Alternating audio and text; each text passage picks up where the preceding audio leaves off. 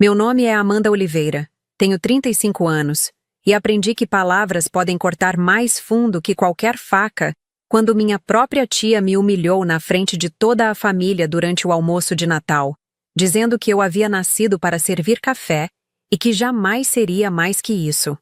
O que ela não imaginava era que, anos depois, eu estaria usando uma farda com estrelas nos ombros, servindo apenas a minha pátria como coronel do Exército Brasileiro. Mas antes de continuarmos, confira se você já está inscrito no canal e escreva nos comentários de onde você está assistindo este vídeo. A sala de reuniões do Comando Militar do Planalto estava silenciosa naquela manhã de quinta-feira de junho. Eu estava sentada à cabeceira da mesa, revisando os documentos da operação humanitária que coordenaria nas próximas semanas. Minha farda estava impecável. As insígnias de coronel brilhavam discretamente sob a luz fluorescente. Aos 35 anos, eu era uma das poucas mulheres a alcançar essa patente no Exército Brasileiro. E cada dia naquela posição era uma lembrança silenciosa de tudo que havia superado para chegar ali. Meu celular vibrou. Era uma mensagem da minha prima Letícia. Tia Marta está internada no Hospital Regional de Brasília. Não está bem. A família toda está aqui. Senti um aperto no peito. Marta. Minha tia Marta. A mesma mulher que 15 anos atrás me olhou nos olhos e disse que eu não valia nada. Fechei a pasta de documentos, ajeitei minha boina e informei ao meu ajudante de ordens que precisaria me ausentar por algumas horas. 20 minutos depois, estacionei meu carro oficial em frente ao hospital. A farda sempre chamava a atenção. E enquanto caminhava pelos corredores, sentia os olhares respeitosos de médicos, enfermeiros e visitantes. Mas minha mente estava longe dali, voltando para aquele dezembro de 2009. Eu tinha 20 anos naquela época. Havia acabado de ser aprovada na Escola Preparatória de Cadetes do Exército, em Campinas, uma conquista que tinha exigido 3 anos de preparação intensa. Eu estudava de madrugada, depois de terminar meu turno como atendente em uma lanchonete no setor comercial sul. Minha mãe, Dona Célia, era costureira e criava eu e meu irmão mais novo, Rafael, sozinha desde que meu pai nos deixou quando eu tinha 12 anos. O Natal daquele ano seria na casa da minha tia Marta, irmã mais velha da minha mãe.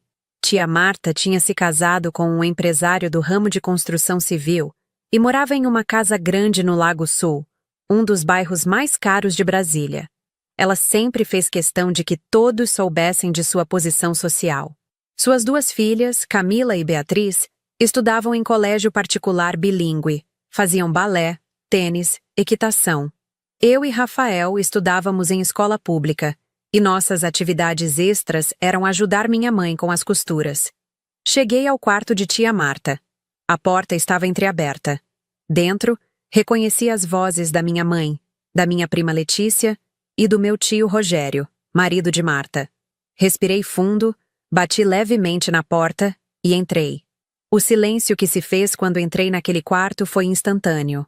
Minha mãe estava sentada em uma cadeira ao lado da cama, seu rosto cansado e iluminando-se ao me ver. Tio Rogério estava de pé próximo à janela, os cabelos mais grisalhos do que eu lembrava. Letícia, filha mais nova de Marta, estava do outro lado da cama, segurando a mão da mãe. E ali, na cama hospitalar, estava a tia Marta.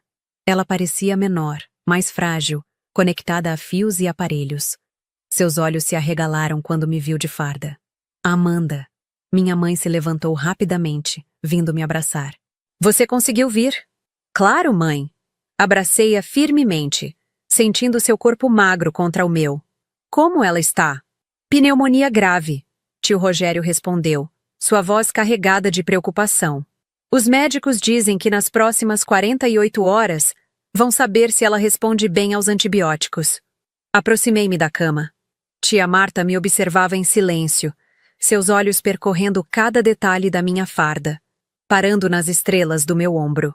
Seu rosto, sempre tão altivo, estava pálido e vulnerável. Tia Marta, cumprimentei respeitosamente, apesar de tudo. Ela abriu a boca para falar, mas começou a tossir. Letícia rapidamente ajudou-a a beber água. Quando se acalmou, tia Marta olhou para mim novamente, mas não disse nada. O desconforto na sala era palpável. Amanda. Letícia quebrou o silêncio. Você está linda de farda. Coronel? Mãe sempre falava que você tinha entrado no exército, mas eu não sabia que já era coronel. Fui promovida há 6 meses, respondi calmamente. Depois de 15 anos de serviço. Tio Rogério aproximou-se, estendendo a mão. Parabéns, Amanda. Sua mãe tem muito orgulho de você. Sempre conta das suas conquistas. Apertei sua mão, notando a sinceridade em seus olhos. Tio Rogério nunca tinha sido cruel comigo, apenas distante, como se não soubesse bem como lidar com a sobrinha pobre da esposa. Foi então que tia Marta finalmente falou, sua voz fraca e rouca. Você realmente é coronel? Sim, tia. Coronel Amanda Oliveira, do Comando de Operações Terrestres. Ela fechou os olhos por um momento. Quando os abriu novamente, havia algo diferente neles. Não consegui identificar se era arrependimento, vergonha ou apenas cansaço de alguém que estava doente e vulnerável. Preciso conversar. Ela sussurrou, olhando para mim. Com a Amanda, a sós. Minha mãe e Letícia trocaram olhares surpresos. Tio Rogério hesitou, mas tia Marta repetiu, mais firme desta vez. Por favor, sozinha com ela. Todos saíram lentamente. Minha mãe apertou minha mão antes de deixar o quarto, como se me desse força para o que viria a seguir. Quando a porta se fechou, fiquei de pé ao lado da cama, esperando. Tia Marta olhou para mim por longos segundos antes de falar. Você se lembra do último Natal que passamos juntas? Ela perguntou, sua voz quase um sussurro. Lembro-me perfeitamente, tia Marta. Respondi, mantendo minha voz firme e profissional, do jeito que aprendi ao longo de 15 anos de carreira militar. 2009. Eu tinha 20 anos. Ela fechou os olhos, uma expressão de dor cruzando seu rosto, e não tinha certeza se era física ou emocional. Eu disse coisas terríveis para você naquele dia. Permaneci em silêncio, deixando que ela continuasse. Aprendi no exército que às vezes o silêncio diz mais que 1000 palavras. Você tinha acabado de anunciar que ia entrar para a escola de cadetes. Ela continuou, sua voz falhando. Estava tão empolgada com aquele papel de aprovação na mão. Sua mãe estava radiante. E eu? Ela fez uma pausa, engolindo com dificuldade. Eu fui cruel. Disse que você estava perdendo tempo, que mulher no exército era piada, que você deveria arranjar um emprego de verdade. Disse que você tinha nascido para servir café, não para dar ordens. As palavras voltaram com força, como se tivessem sido ditas ontem. Eu estava na cozinha daquela casa enorme, ajudando a organizar a sobremesa. Minha mãe tinha acabado de contar a novidade para a família, sua voz cheia de orgulho. Eu segurava a bandeja com xícaras de café, prestes a servir todos, quando tia Marta soltou aquelas palavras venenosas. Olhe para você, Célia. Ela havia dito para minha mãe, sua voz alta o suficiente para que todos na sala de estar ouvissem, enchendo a cabeça dessa menina com fantasias. Exército? Por favor. Ela nasceu para servir café, não para mandar em ninguém. Deixa ela arranjar um casamento decente, um emprego normal. Essa história de querer ser soldado é ridícula. Lembro-me de como minhas mãos tremeram, quase derrubando a bandeja. Lembro-me do silêncio constrangedor que tomou conta da sala. Minhas primas Camila e Beatriz olhavam para seus pratos, evitando meu olhar. Meu irmão Rafael, com apenas 15 anos na época, ficou vermelho de raiva. E minha mãe, minha pobre mãe, engoliu suas lágrimas e murmurou baixinho. Marta, por favor. Mas tia Marta não parou. Você está criando essa menina para ser frustrada, Célia. O mundo lá fora não é como você pinta. Amanda precisa saber seu lugar. Ela pode ser atendente, secretária, talvez professora se tiver sorte. Mas coronel? General? Isso é para gente que nasceu preparada para liderar. Não para quem nasceu para servir. Eu tinha deixado a bandeja sobre a mesa com tanto cuidado quanto consegui. Murmurei uma desculpa e saí para o jardim. Chorei ali, escondida atrás das árvores ornamentais, sentindo cada palavra como um soco. Não pela dúvida que ela plantou, porque eu tinha certeza absoluta do que queria, mas pela humilhação pública, pela crueldade gratuita, pelo desrespeito ao esforço da minha mãe. Amanda. A voz fraca de tia Marta me trouxe de volta ao presente. Você está me ouvindo? Estou ouvindo, tia. Eu estava errada, ela disse. E pela primeira vez vi lágrimas escorrerem pelo seu rosto. Completamente errada. E não foi só naquele dia. Foram anos de menosprezo. Eu olhava para você e para sua mãe e sentia... Ela hesitou. Sentia o quê, tia Marta? Superioridade, ela admitiu, cada palavra parecendo custar-lhe muito esforço. Eu tinha me casado bem, tinha dinheiro, minhas filhas estudavam nas melhores escolas, e sua mãe... Célia era minha irmã mais nova, viúva, lutando para sobreviver com 2 filhos.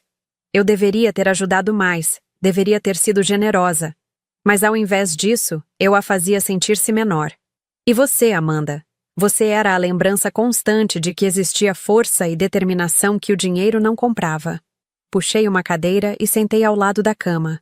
Meu treinamento militar me ensinou a manter compostura em qualquer situação. Mas ali, naquele momento, eu era apenas uma sobrinha ouvindo a confissão de uma tia doente. Quando Letícia me contou há alguns anos que você tinha se tornado capitã e depois major, eu fingia indiferença. Mas por dentro, Amanda, eu sentia vergonha. Vergonha das minhas palavras, do meu preconceito, da minha arrogância. Ela tossiu novamente e esperei pacientemente até que se recuperasse.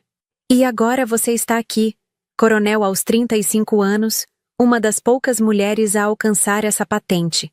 E eu estou nesta cama, doente, percebendo que desperdicei anos cultivando inveja, ao invés de orgulho familiar. Olhei para ela.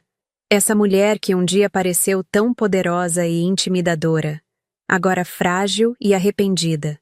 Parte de mim, a parte que ainda carregava a dor daquela menina de 20 anos humilhada, queria dizer palavras duras. Mas a maior parte de mim, a parte que foi moldada pela disciplina, pela hierarquia, pelo senso de missão que o exército me ensinou, sabia que aquele não era o momento para acertos de contas. Tia Marta, comecei, escolhendo minhas palavras cuidadosamente.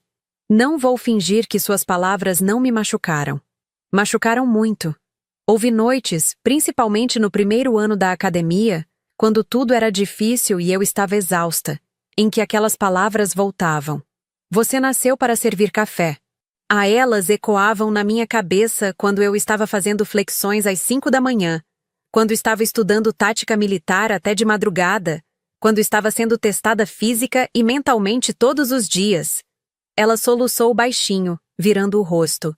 Mas, continuei, essas mesmas palavras se tornaram meu combustível. Cada vez que alguém duvidava de mim, cada vez que enfrentava preconceito por ser mulher em um ambiente predominantemente masculino, cada vez que queriam me fazer sentir inferior, eu lembrava que já tinha ouvido pior. E se eu sobrevivi às suas palavras, tia, eu sobreviveria a qualquer coisa. Você me odiou, ela murmurou, não como pergunta, mas como constatação. Não, respondi honestamente. Ódio exige energia, e eu não podia desperdiçar energia com ódio. Eu tinha objetivos, metas, uma carreira para construir. O que senti foi decepção. Decepção por você não conseguir enxergar além das suas próprias limitações. Tia Marta olhou para mim, seus olhos vermelhos. Minhas limitações? Sim. Você tinha dinheiro, tia, mas não tinha visão. Você se cercou de conforto, mas não de coragem. Você julgou meu potencial baseada na sua própria falta de ambição. E isso, tia Marta, é a pior prisão que existe. A prisão da própria pequenez. O silêncio que se seguiu foi longo. Através da janela do hospital, podia-se ver Brasília se estendendo, a cidade planejada onde tantas histórias de superação acontecem todos os dias. Minhas filhas, tia Marta começou depois de um longo silêncio, sua voz ainda mais fraca. Camila se casou com um advogado, mora em São Paulo, tem 2 filhos. Beatriz trabalha na empresa do pai, é gerente administrativa. Elas são boas meninas, tiveram tudo que eu não tive quando era jovem. Ela fez uma pausa, respirando com dificuldade. Mas sabe o que Letícia me disse semana passada? Ela disse que a maior inspiração da vida dela foi você. Isso me surpreendeu. Letícia era 10 anos mais nova que eu. Tinha apenas 25 anos agora. Eu mal a conhecia além dos encontros esporádicos de família. Letícia me contou que, quando era adolescente, ela ouvia as histórias da sua mãe sobre você. Como você acordava às 4 da manhã para estudar. Como você fazia treinamento físico depois de trabalhar 8 horas. Como você nunca desistiu, mesmo quando era a única mulher em turmas de 50 homens. E ela disse que foi por causa de você que ela decidiu prestar concurso para a Polícia Federal. Senti um aperto no peito. Eu não sabia disso. Ela passou, Amanda. Minha filha mais nova é agente da Polícia Federal há 2 anos. E quando eu, estupidamente, questionei por que ela não queria trabalhar na empresa do pai, sabe o que ela me disse? Disse que você tinha provado que mulheres da nossa família não nasceram para servir café. Nasceram para servir o país. As lágrimas agora escorriam livremente pelo rosto de tia Marta. Ela jogou minhas próprias palavras de volta para mim. E eu percebi, Amanda, que eu tinha tentado matar seus sonhos, mas sem querer, fiz você mais forte. E essa força inspirou minha própria filha a seguir um caminho que eu jamais imaginei para ela.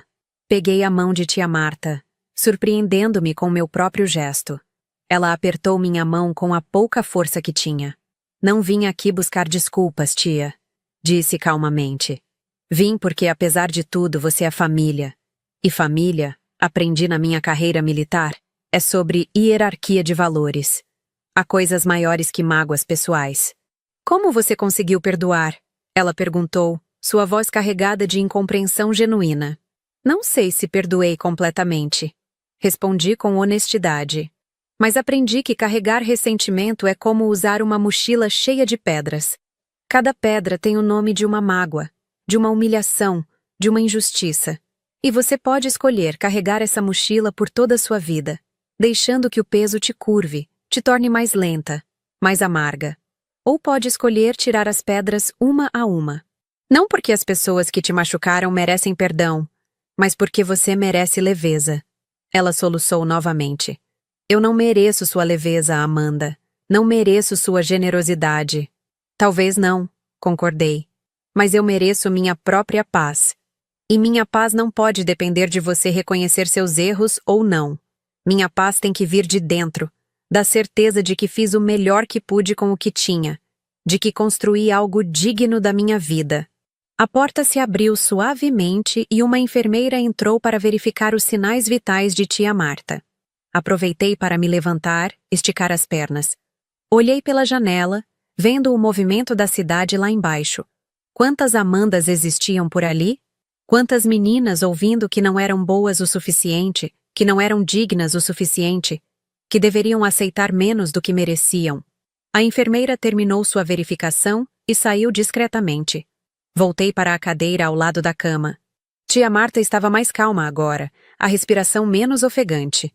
Me conta, ela pediu, sua voz fraca mas curiosa.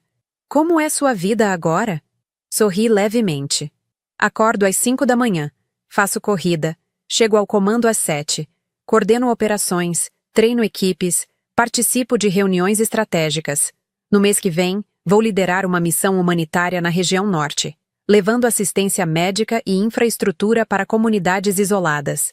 Trabalho em média 10 horas por dia, 6 dias por semana. E você é feliz? A pergunta foi direta, quase infantil na sua simplicidade. Sou realizada, corrigi. Felicidade é um estado momentâneo. Realização é construir algo maior que você mesma. Cada soldado que treino, cada operação bem-sucedida, cada comunidade que ajudamos, cada jovem mulher que vê minha farda e pensa, eu também posso, isso é realização. E sim, isso me traz uma felicidade profunda, do tipo que nenhuma humilhação conseguiu tirar. Sua mãe deve estar tão orgulhosa, tia Marta murmurou. Está, e ela merece cada gota desse orgulho. Porque enquanto você me dizia que eu deveria aceitar menos, ela me dizia que eu merecia mais. Enquanto você me diminuía, ela me engrandecia. Minha mãe, com toda a sua simplicidade, com todo o seu sacrifício, me ensinou a maior lição que alguém pode aprender. Não é de onde você vem que define quem você é. É para onde você decide ir. Tia Marta fechou os olhos. Novas lágrimas escapando. Eu desperdicei tanto tempo com coisas pequenas. Com aparências, com status, com julgar os outros para me sentir superior. E no final, quando estou aqui nesta cama, doente e assustada, percebo que nada daquilo importa. O que importa são as pessoas que vêm te visitar, que seguram sua mão, que te perdoam mesmo quando você não merece. Tia Marta, disse suavemente, você ainda tem tempo. Os médicos disseram que nas próximas 48 horas vão saber se você responde aos antibióticos. E eu acredito que você vai se recuperar. E quando se recuperar, você terá uma escolha: continuar sendo a pessoa que era, ou se tornar a pessoa que pode ser. E se eu me recuperar? Ela abriu os olhos, olhando diretamente para mim. Você me daria uma chance? Uma chance de ser a tia que eu deveria ter sido desde o início? Levantei-me, ajeitando minha farda. Tia, no exército aprendemos que segundas chances não são dadas, são conquistadas. Se você se recuperar, mostre através de ações, não de palavras. Seja para Letícia a mãe que apoia, não que limita. Seja para minha mãe a irmã que valoriza, não que diminui. Seja para suas outras filhas o exemplo de crescimento, não de estagnação. E se fizer isso, talvez, com o tempo, possamos construir algo novo. Tia Marta assentiu, exausta. Obrigada por ter vindo, Amanda. E obrigada por ser forte o suficiente para não precisar me destruir para se sentir vitoriosa. Eu não vim aqui como sua adversária, tia. Vim como alguém que entende que todos nós temos batalhas internas. As minhas foram contra a pobreza, contra o preconceito, contra as limitações que tentaram me impor. As suas foram contra seus próprios demônios de insegurança e vaidade. E no final, as batalhas mais difíceis são sempre contra nós mesmos. Inclinei-me e beijei sua testa. Um gesto que me surpreendeu tanto quanto a ela. Quando me afastei, ela segurava minha mão com força surpreendente para alguém tão debilitada. Você não nasceu para servir café, Amanda. Ela sussurrou. Você nasceu para servir de exemplo. E eu fui cega demais para ver isso quando ainda havia tempo de fazer parte da sua jornada. Soltei sua mão gentilmente. Nunca é tarde demais para mudar, tia. A questão é se a pessoa está disposta a fazer o trabalho difícil que a mudança exige. Saí do quarto encontrando minha mãe, tio Rogério e Letícia no corredor. Letícia veio imediatamente até mim. Prima Amanda, ela disse. E havia tanto respeito em sua voz. Obrigada por ter vindo. Obrigada por ser quem você é. Quando eu estava na academia da Polícia Federal, nos momentos mais difíceis eu pensava: se a prima Amanda conseguiu, eu também consigo. Abracei-a firmemente. Você conseguiu porque tinha dentro de você o que era necessário, Letícia. Eu só mostrei que o caminho existia. Você foi quem teve coragem de percorrê-lo. Minha mãe me abraçou em seguida, seus olhos brilhando de orgulho. Minha filha, minha coronel, sua Amanda, corrigi com um sorriso. Os títulos mudam, mãe, mas eu sempre serei sua Amanda. 3 semanas depois, recebi a notícia de que tia Marta havia recebido alta hospitalar.